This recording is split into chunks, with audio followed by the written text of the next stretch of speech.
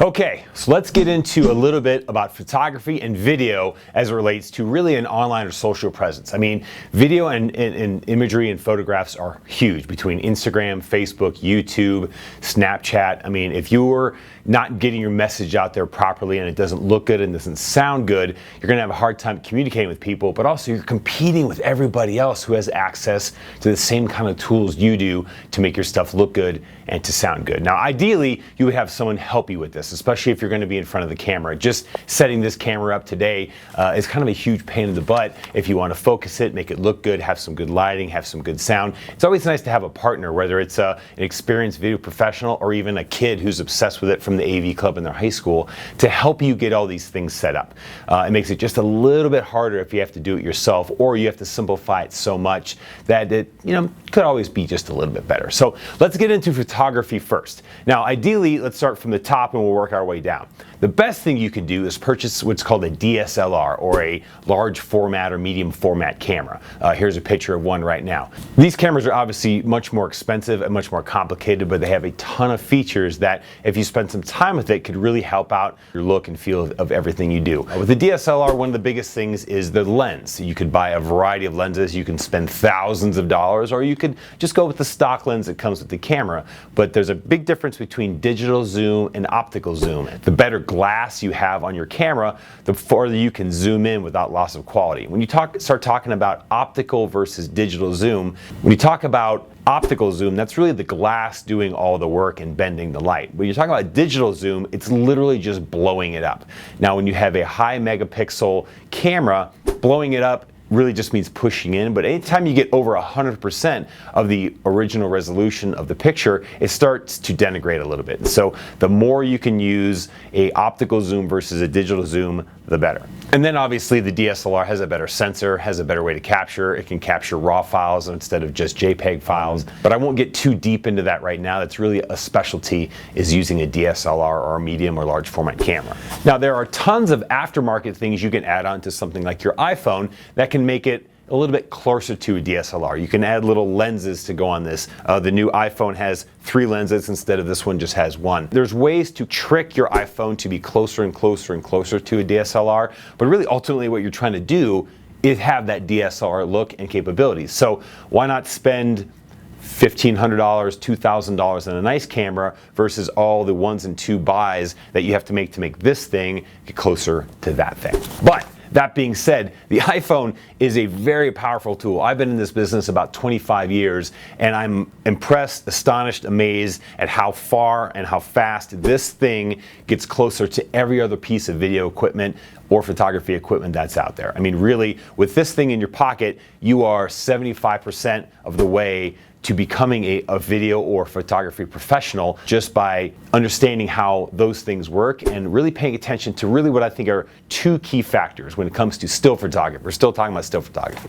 2 key factors. Number 1 is your composition. Now, we're talking about composition, we're really talking about how you have framed the pictures. A lot of things can be fixed in post-production. For example, if you go on your phone, you have an auto setting which will auto adjust a lot of the things in your picture, whether it be some of your exposure, your contrast, your shadows, things like that. And ultimately, you want to take the picture, obviously the best that you can, before you get into post-production, because the more filters and the more things you do to a picture, the more it looks processed and the faker it will ultimately look. So really what you want to do is you want to start off by taking the best picture you can on the front end, then try to minimize the amount of things you have to do on the back end. So what do I mean by that? Something like rule of thirds. And what that is if you take your frame and instead of dividing it in half, you divide it into thirds, and having your subject look to a third, or you're shooting an object or a piece of food or something, to have it, instead of dead center and just standard how you would look at it in real life, add a little bit of an angle to it so it's in 1/3 of the screen.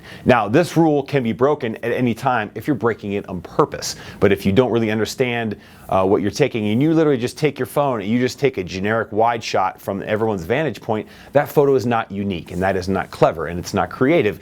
And if anybody can take it, that means anybody can take it. So really what you want to focus on is how can you take that picture with the end user in mind, who's scrolling through their feed, and making them want to stop and look at your picture. So looking at the composition of your picture, thinking about something like zooming in and out if you can. Really with your phone, you want to zoom with your feet, meaning walk closer to to it. The closer to it you get a different perspective. Bending down, having it go up and down, those seem like simple things, but really you're adding a perspective to the person that's looking at your picture that isn't normally there.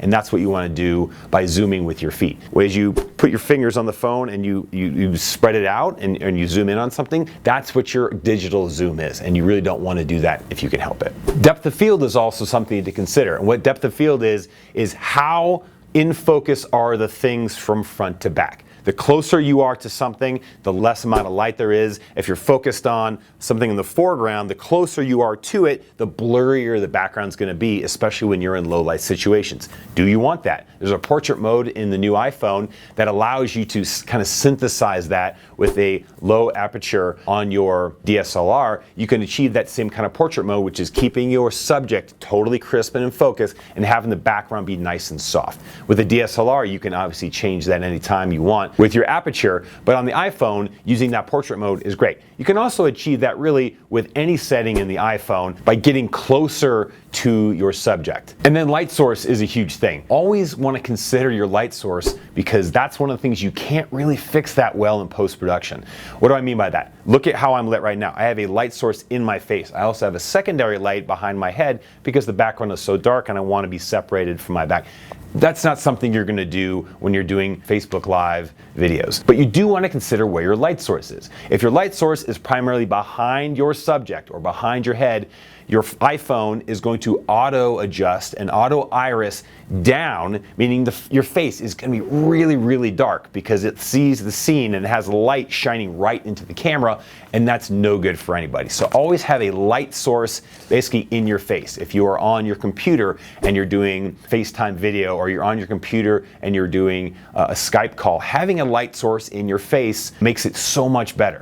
What does that mean? Does that mean having a window to your face, a lamp in your face, or even buying an aftermarket product that literally is a small light that you can mount on your phone, on your camera, on your computer, that literally just shines a piece of light right on your face so it fills in all the gaps. There's no weird shadows, there's no overhead light from fluorescence, and there's certainly no sunlight from behind your head. You also don't really want to have dramatic light left or right, which will cast a shadow of your nose and your eyeballs. Sometimes they call it raccoon eyes. If you can see where your eyebrows are now, you have a black line underneath your face because all the sun is directly above your head. If you're shooting footage outside and you're shooting an interview outside, find some shade. Find something where there's not direct sunlight, because direct sunlight is really harsh on your face if you don't have a reflector. So really what you want to do is find something where the face can be flat, whether that's filling it with light or putting it in the shadow and eliminating light altogether. And really, you have a screen on your phone that tells you what it's going to look like. If the face is really, really dark, or even if it's in a shadow, it's no good. One of the other nice features of the iPhone is the ability to basically what I call spray pictures. If you're trying to capture emotion, simply pushing the record button or the shutter button on your phone and holding it will just start taking multiple pictures. And if you're trying to get someone laughing, like in this picture of Jake, I had to take a bunch of frames and just find the one frame that fits the emotion that you're trying to achieve. And you can go into the edit mode and go into the live video mode of a single picture if you didn't do this, and change the keyframe and find the frame that you want. But really, why not take 20 pictures, save the one that you want, and delete the rest? And that's a great feature in the iPhone as well, especially when you're trying to capture emotion. Now, some of the filters that are in the phone, I talked about the autocorrect, will achieve a similar thing to shooting RAW photos with your DSLR. And RAW is a gigantic photo, but it stores all the conceivable information of a scene, so you can go back and tweak it. Things like exposure and saturation and contrast. And you can do that with your iPhone, but it's not shooting a RAW file, and it's not shooting a file big enough that you can adjust everything. So as you start to manipulate things in your iPhone and you have something that looks like a RAW setting but really isn't, it's just going to make your picture look really, really processed. There is tons of software out there that you can get into. Photoshop is the one that everybody knows. Lightroom is another one that's very, very popular. Those are more professional grade softwares, but if you get into that, it's so much more powerful than doing stuff just on your phone. I always recommend shooting original size landscape or portrait photos with your phone. If you start shooting square, that just makes it harder to edit and also eliminates a lot of data. So if you know eventually you're going to put this on Instagram and you're going to crop it, shoot it wide and it gives you more to work with, and then you can crop it in, keeping that in mind. But if you shoot it square and you decide you want to put it into a picture frame that's 5x7, let's say, or you want to put it in video, and video is 16:9, that square picture doesn't really help you. So I always recommend shooting an original size. Shoot it as big as you can and the highest megapixels that you can, and then squeeze it down. Because once you shoot it small, you can't really blow it up. Okay, the last thing I'm going to say about photography, which really bleeds into video, is there is a lot of different techniques out there. There's a lot of experts, there's a lot of software, there's a lot of hardware you can buy to make your stuff bigger, better, faster, stronger.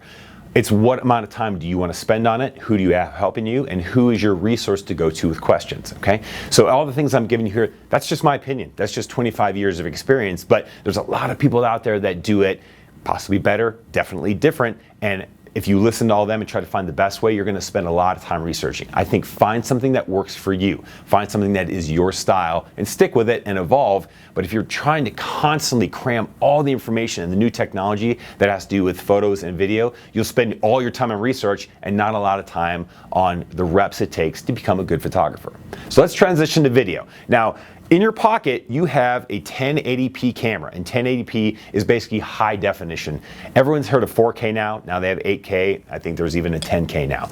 The problem that I have with those is that the file sizes become so big and so unmanageable that it makes it difficult for you to get to your end result, which is I need video uploaded immediately, and I need it now. And so if you have a week, a month, several days to create your product, you're going to want to shoot better and bigger video. But if you are trying to get this out tomorrow, by the end of the day, really the size and the ultimate quality of what you shoot isn't as important as how good it is in the moment. And I'm not saying good enough, but I'm saying something that's an A- that is done today might not be a bad idea versus an A+ that takes you 3 or 4 days to make it. So keep that in mind. There's a rule that we have with my company, Ruckus Media Productions, is just because you can doesn't mean you should. Just because you can shoot 4K doesn't mean you always should. There's a lot of reasons why you shouldn't, but there's a lot of reasons that you should. So that's up to you to keep in mind of what kind of photograph do you want to take and how are you going to take it, and knowing when to break the rules and when to go big and when to go small, and making mistakes and learning from that and moving forward. So with video, 1080p is high definition. Looks fantastic. If your end result is someone watching it on YouTube or on Facebook or on Instagram on your phone, 1080p is just fine. If you're going to blow it up onto a 100-inch screen, then 4K is obviously much better. But how often does that happen? And how often have you seen a 1080p piece of video on a large television and said, it's just not good enough? If you put it next to a 4K TV, obviously it's going to look not as good as the 4K signal, but that also never happens. So in my opinion, as a video professional, 1080p works just fine when you're talking about using your phone, using your camera. Now for me, one of the biggest beefs is vertical video, right? Video, when you watch a TV, all these TVs behind me are horizontal. They are 16:9, 16:9. That means the aspect ratio is 16 units wide by 9 tall. So whether you're talking about 720, 1080, or a 4K, that aspect ratio is typical of most TVs. When you get into cinema, it's completely different. That's out the window. We're not even talking about that. All right, so I shoot everything horizontal. When people start shooting video like this, it drives me bananas as a video professional because that's not what we do. But in the world of social media and using things to post to Insta stories and things like that, you may want to shoot things vertical. Now, I think a lot of people shoot things vertical because it's lazy, because it's easy, because that's the way the phone was designed. Straight up and down, hold it in your hand. It's a little bit more awkward to do it this way. You also look a little goofy when you're doing it. But if you're going to end up putting this on a TV anywhere, this is way better. When you start shooting this, now you've got some empty space in your 16:9 aspect ratio. What are you going to fill it with? And then that adds an extra step to your post-production. Or you can just make it black, or you can make it small. So I recommend knowing your end user or knowing where your video is going to end up. Do you shoot it like this, or do you shoot it like this? All right, we already talked about lighting with still photography, and it's just as important, if not more so in video, because you have a constant stream of information. With a photograph, you might be able to tweak that frame and make it look acceptable with some aftermarket filters, but trying to do that with video is a lot more obvious and doesn't look as good. So really what you're gonna do is you're gonna wanna make sure your subject, like right now, I'm just a talking head. I wanna make sure I have a light source that is right above my camera, right into my face. If I was wearing glasses, I might have to tweak it to the right or the left to eliminate that reflection, but I've got a light source right in my face, so everything is flat. We don't want to go too high, too left, too right, and you certainly don't want to have a light source from behind. But the other thing with video that's very difficult, especially when you're working at a consumer level, is audio. You notice right here, I've got a microphone. This is called a lavalier mic, and what that microphone does is it picks up on the vibrations from your chest. All right, so if the lavalier mic, and you see that on your news people all the time, they have a lavalier mic sometimes on their lapel, on their tie, and women will sometimes have it a little bit higher because of their dress. But a lavalier mic, when put right against your sternum in a quiet environment, is fantastic. It sounds great. Now, if I was in a noisy room, a lavalier mic doesn't work. And certainly, the onboard mic on your camera doesn't work at all. If you are hell-bent on using the onboard mic on your phone because that's all you have, a couple things to keep in mind. The farther away the person is from the phone, the worse it's going to be. The microphone is meant to just pick up all circumstances and all situations and do its best. So if you are 10 feet away instead of 2 feet away, it's just not going to sound as good. It's going to sound echoey. No different than if you're having a conversation with someone and they take a couple steps back, it doesn't sound as good. So getting as close as possible to the person. Again, zooming with your feet, trying to frame it from maybe chest up or maybe waist up, but certainly not a full body shot. Even if you're trying to show a display, if you're too far away and they're not yelling, you'd either have to run it through a bunch of audio filters to clean it up, or it's just not going to sound good. And if your message doesn't look good, but really doesn't sound good, how can you expect your listener to understand what you're saying? So if you're intent on using the onboard mic as close to your subject as possible, and then obviously the ambient sound in the room has to be as quiet as possible. If you're in a noisy room, it's going to pick it up. If you're near a train station, or you're in an elevator, or you're above an air conditioning duct that has a constant hum, any ambient noise is going to interfere with the phone's ability to pick up on exactly what you want them to hear. So I obviously, as a professional, encourage you never to use the onboard mic unless you absolutely have to, and look into some consumer grade level audio mics. So you can get this lavalier mic that runs into a lightning connector that goes right into your phone. That exists. They work pretty well. If you're in a noisy room, a lavalier mic isn't a good choice. It's too noisy. You get a stick mic, much like if you're at a concert, and you notice when you're at a concert, the stick mic isn't down here or down here, and you've seen people at a wedding or a meeting where they hold the microphone way down here and you can't hear it. A stick mic is meant to be right here, right next to your mouth, and it picks up best within 6 inches, and it's great. It eliminates all the ambient sound. Again, there is a bunch of aftermarket products that can plug that right into your iPhone, and I've recommended a lot of those to clients because it's the most versatile mic. The lav mic is probably the best mic for you in a quiet space, but if you only had to buy one, I would buy a stick mic that converts into maybe a Rode converter that goes lightning right into your phone. Now, working with Jake and Joy, they are usually using their computers to do Skype calls with each other, and the onboard mic in their computer, even in their house, which is relatively quiet, still isn't that good. So I recommended they get a lav mic, quiet environment, that runs into a recorder that records onto an SD card. And so what they can do then is take the video file from their camera on their computer and marry it with the MP3 that's on that SD card, and now we've got really good sound and pretty good video from the camera. But relying on the stock microphone that comes with any camera, the DSLR that I'm shooting with right now, the onboard microphone on that, it just isn't that good, and it's certainly not good enough. Okay, so now that you've taken your picture, you've considered your composition, you looked at your rule of thirds, you've done good lighting, you're shooting your video, it looks good and it sounds good, then what?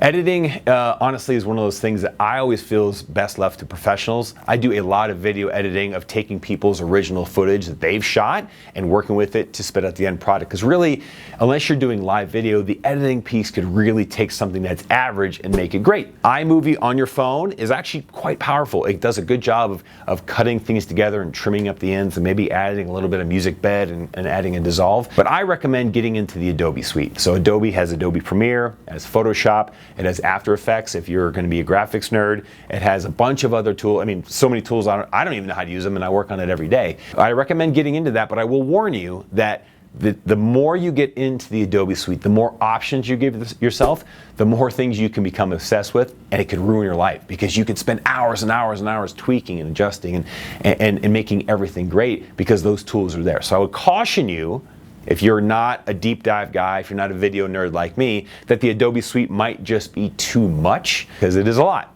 And iMovie does just fine about cutting things together, but I can't tell you how many clients I have that have tried to cut something together in iMovie and it's just not good enough because iMovie is a consumer-based product. And really, having a video professional in your life, whether, again, it's a high school kid who's in the AV club and is obsessed with it, or someone who spends a ton of time and that's their hobby, all the way to someone who does it for a living, having a video professional in your community as a resource is very, very helpful because a lot of the things that might take you hours and hours to do as a consumer or a basic user might be a real simple thing for a professional. Drones are big right now, Steadicams are huge, GoPros are huge. There is a number of products that you can spend your time and your money into that will make your productions better.